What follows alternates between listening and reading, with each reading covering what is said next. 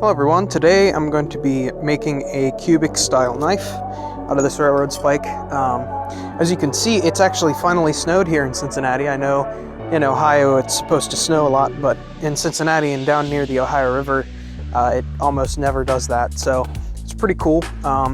It's Christmas Day, so I'm going to do what I love doing.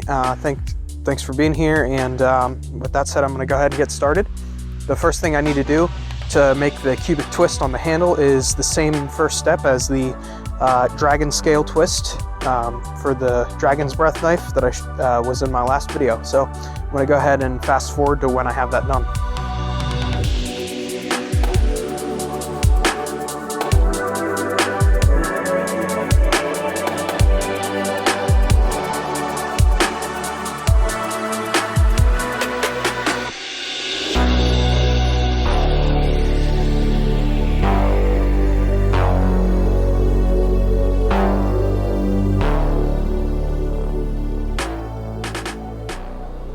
So now that I've got the 3 lateral cuts in here, I have to make cuts on bisecting the railroad spike on this corner and on this corner. You can do it with an angle grinder just like you can do these cuts. I prefer to do it on this 45-degree bottom swage that I have for my Hardy on my anvil, and just using a chisel. So I'm going to go ahead and do that on just 2 of the angles so that I can get the nice cubic twist that we want to see in the handle here.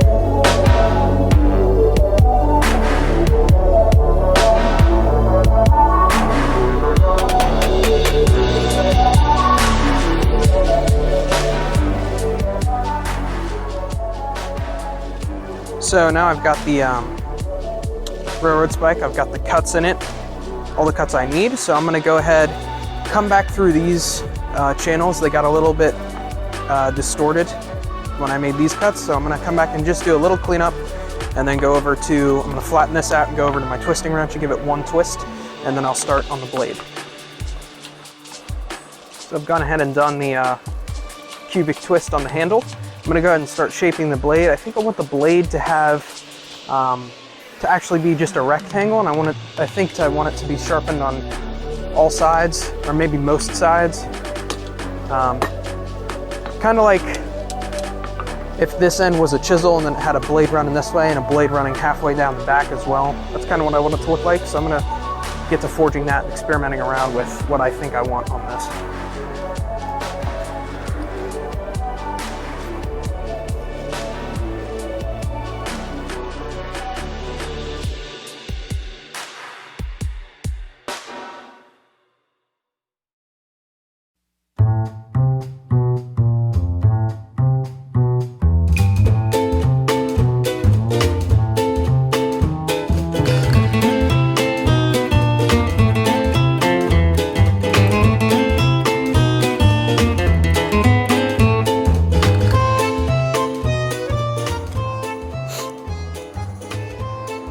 So I've got the bevel most of the way done on both the front and the tip. I'm going to start in a second working on the back edge. I don't think I'm going to do the edge all the way down the whole length of the back of the blade, but I do think I'm going to do it about halfway, about to there.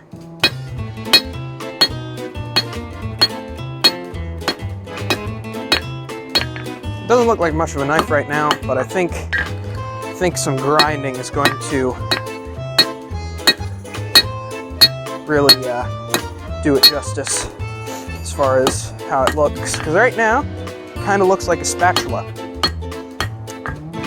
That's not what you want a knife to look like. You want it to look like a knife. So I do have some work to do, but I think it's going to look very good when it's done.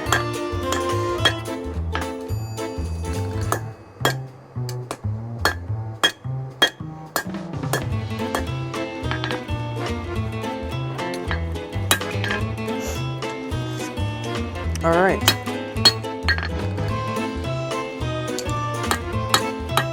So, it is off to the grinder. Yep, it's off to the grinder.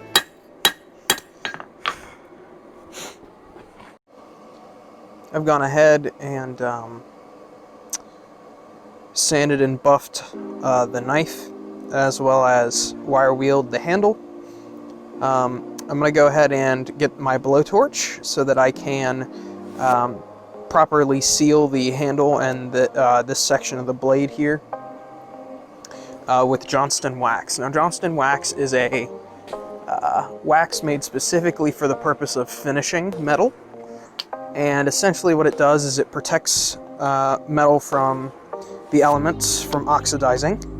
So you apply it to a brush like I have here, and then you heat the metal up just slightly with a blowtorch, and then apply the wax, and it seeps into all the cracks and crevices and makes it so that water cannot directly contact the steel, which prevents oxidation. So I'm going to get my blowtorch here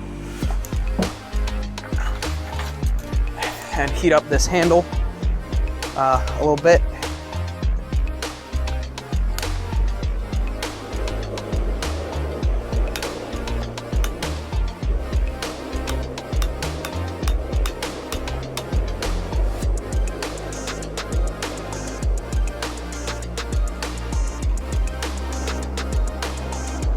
All right, so I have my blowtorch lit now. I'm gonna go ahead, I guess I'll hold the knife with tongs, make it a little easier. I'm just gonna heat up the handle just a little bit. It doesn't have to be super hot.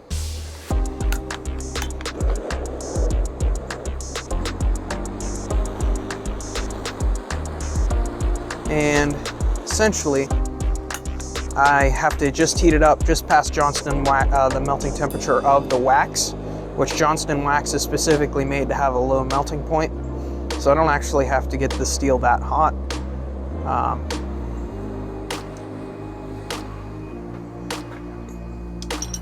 So in that case, I'm just going to heat it up like this.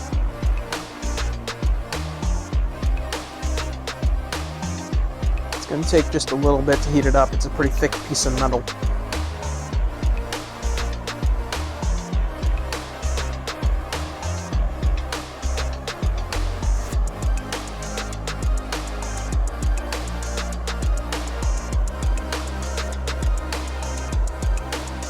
All right, that should be hot enough, hopefully, for the wax. Yep. And once it's applied, I can just let the excess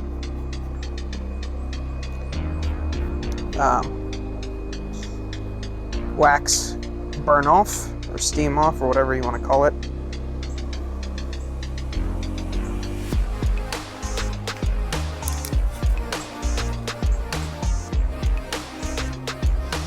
Okay.